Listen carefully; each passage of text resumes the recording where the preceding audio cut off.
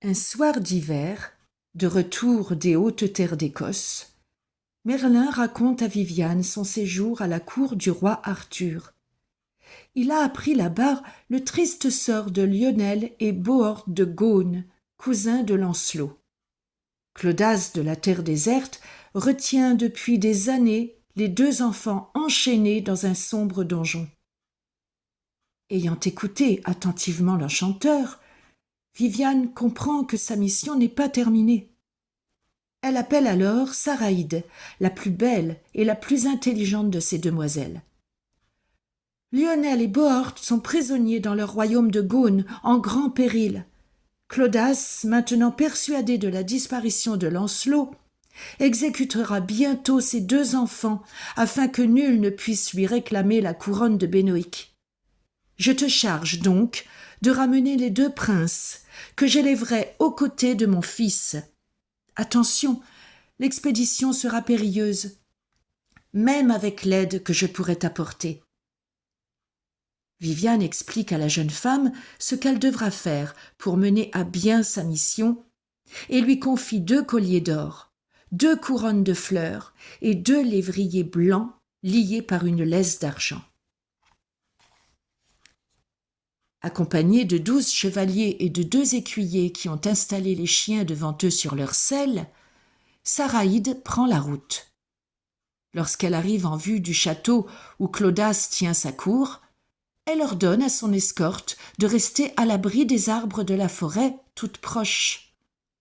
En compagnie des écuyers et des chiens, elle se présente au château, et le roi, devant la noblesse réunie, prie la jeune femme à dîner. Mais Saraïde refuse de s'asseoir à la table d'un souverain sans honneur. Elle reproche publiquement au roi de maltraiter des enfants innocents. Elle parle longtemps, prenant bien soin d'alterner les mots et les silences, suivant les consignes de Viviane. Loin d'irriter Clodas, le phrasé lent, la voix musicale et les mouvements souples de la jeune femme le captivent à tel point que lorsque Saraïde achève son plaidoyer en faveur des petits princes, le souverain l'approuve. Il ne veut pas, affirme-t-il, ternir sa réputation par une si mauvaise action. Il envoie chercher ses 2 prisonniers. Saraïde remet alors à Lionel et Bohort les colliers d'or et les couronnes de fleurs, en leur recommandant de ne s'en séparer sous aucun prétexte. Le parfum des fleurs leur donnera du courage, et les colliers les protégeront de toute blessure. À l'instant même où Lionel respire les fleurs, il sent disparaître ses peurs. Une grande violence l'envahit, et toute la haine accumulée durant sa captivité éclate d'un coup. Il se précipite sur la lourde épée de Clodas, la soulève, puis l'abat sur le roi, qui part le coup en levant le hanap qu'il tient à la main. Peu s'en faut que Clodas ne soit tué. Le plat de la lame l'atteint à la tête, et il tombe sur le sol, dans une flaque de sang et de vin mêlés. Ses chevaliers se précipitent pour le relever. On appelle les hommes d'armes. Le roi se saisit à son tour d'une épée et s'élance vers les 2 princes. Saraïde prend les enfants dans ses bras pour les protéger et prononce la formule apprise de la dame du lac. Aussitôt, les enfants se changent en lévriers, tandis que les lévriers, devenus 2 petits garçons, s'enfuient en courant. Dans la confusion et les cris, 2 valets poursuivent les enfants en fuite. Le roi, surpris, suspend son geste, mais blesse Saraïde au visage. Hébété, il voit la jeune fille sortir chancelante, escortée de ses chiens, et gagner le pont-levis. Ceux qui la voient passer jureront au roi Clodas que 2 chiens l'accompagnaient. De retour dans la forêt, où s'impatiente le reste de l'escorte, Saraïde saute de cheval et se saisit des lévriers. Elle prononce à nouveau la formule enseignée par Viviane, et les 2 chiens redeviennent Lionel et Bohort. La vaillante expédition s'enfonce au galop dans la nuit. Malgré leur acharnement, les soldats de Clodas ne trouveront nulle trace des fuyards. Au matin, Saraïde et ses chevaliers remettent fièrement les jeunes princes à la Dame du Lac.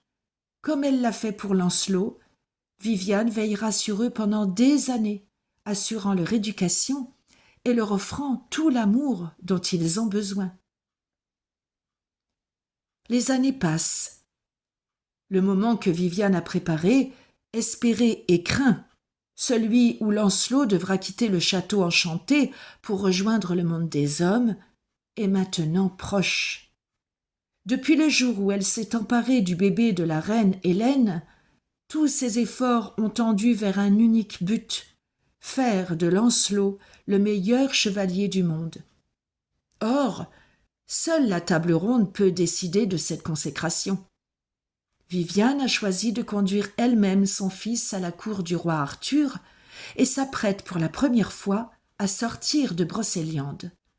Elle a préparé les vêtements et les armes du jeune homme et chaque soir s'entretient longuement avec lui rappelant ses devoirs, lui expliquant encore et encore la signification profonde de la chevalerie. Lorsque le printemps revient, arrive le jour du départ. Dans la cour du palais de cristal attend un cortège d'une blancheur éblouissante.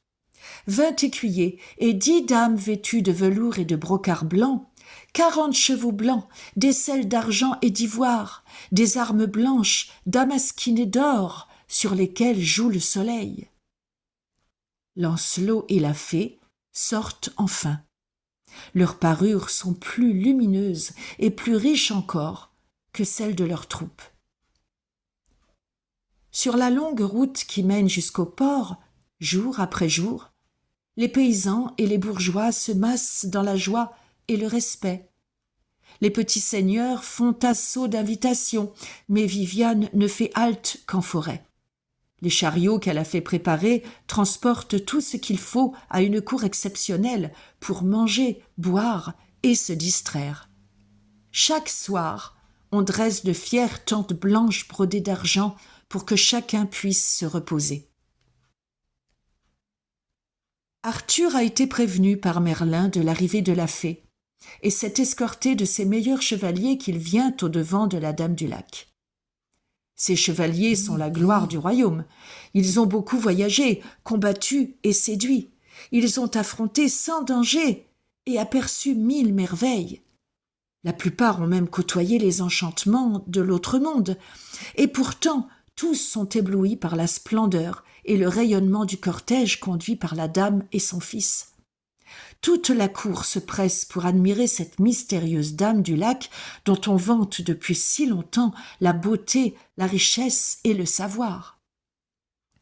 Tous reconnaissent que jamais réputation n'a été si méritée. Le mystère entoure cependant l'écuyer qu'elle mène à la table ronde. Elle a simplement annoncé qu'il était fils de roi, sans dire de quel souverain il était né, sans préciser seulement son prénom. Dans l'entourage du roi Arthur, l'inconnu devient aussitôt le blanc chevalier ou le fils de la fée. Le roi Arthur invite Viviane à rester auprès de lui, mais elle décline l'invitation car elle ne peut demeurer longtemps loin de sa forêt. Elle confie Lancelot au roi et à Yvain, son neveu. En retour, elle ne réclame qu'une faveur, que le souverain adoube lui-même Lancelot le dimanche suivant et n'a qu'une exigence, que son fils ce jour-là porte les vêtements blancs et les armes d'argent qu'elle a préparées pour son entrée en chevalerie. Arthur tente bien de refuser, car la coutume de la table ronde veut que le roi équipe entièrement les futurs chevaliers, mais la fée répète lentement son souhait, en regardant le roi au fond des yeux. Et Arthur s'incline. Au moment de laisser partir Lancelot aux côtés d'Yvain, qui veillera sur lui comme un père, elle prend le jeune homme dans ses bras, l'embrasse tendrement une dernière fois et lui glisse un anneau au doigt. « Cet anneau te sera précieux, lui murmure-t-elle. Il rend visibles tous les enchantements. N'oublie jamais de regarder le monde à travers lui, car il est plein de pièges que tes yeux humains ne pourraient percevoir. et sans un mot, sans même se retourner, elle saute sur son cheval et repart vers Brocéliande, suivie de son long cortège de neige et de soleil.